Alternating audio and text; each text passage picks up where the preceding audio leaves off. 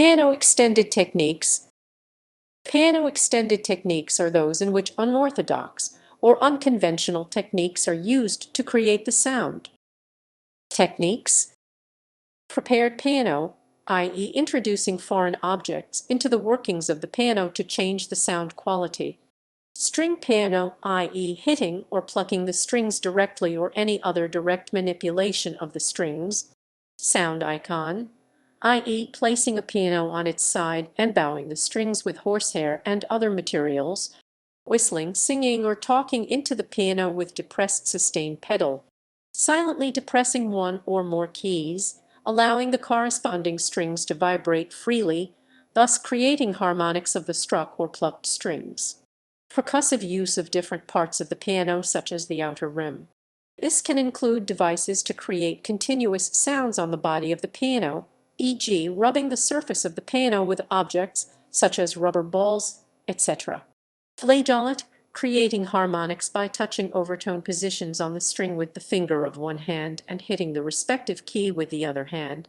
Use of the palms of the hands or the fists or indeed other body parts to strike the keys, a technique sometimes known as piano bashing.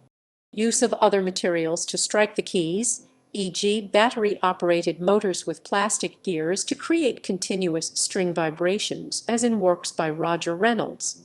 Bowing the strings with bundles of raw-signed fishing line or horsehair introduced by John Cage and used extensively by composer Stephen Scott. Palm muting, i.e. placing one hand on the strings to mute them while playing the keys with the other hand. Muting can also be provided by placing materials on the strings. Amplification with phonograph cartridges and slash or contact microphones or regular microphones. The sound output can then be subject to alteration, distortion, recording and playback, etc. History. Though some of these techniques had been explored by earlier composers, Robert Schumann introduces the silent pressing technique into his Carnaval at the end of Paganini. The use of these techniques was not widely practiced until the 20th century. Composers such as Béla Bartók started to look at the piano as a more percussive instrument and explored various techniques to achieve percussive effects.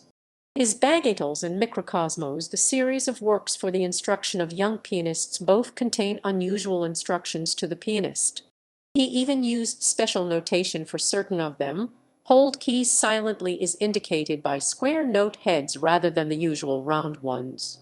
Karl-Heinz Stockhausen took these ideas further in his series of works entitled Klavierstück, in which the pianist is often instructed to wear protective gloves while playing cluster glissandi with the hands.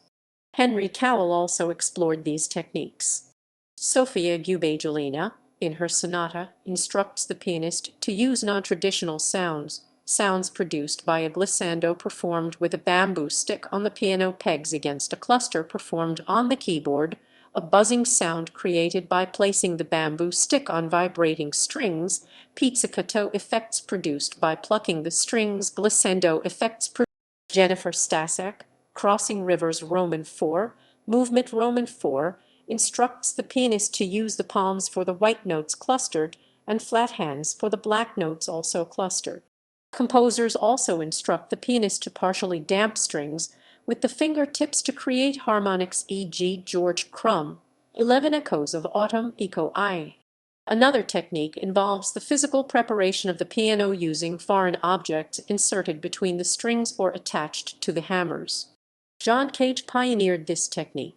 He worked with another pioneer in the field of extended techniques, David Tudor. Pianos have also been constructed that include microtones and extra keys to hit their strings.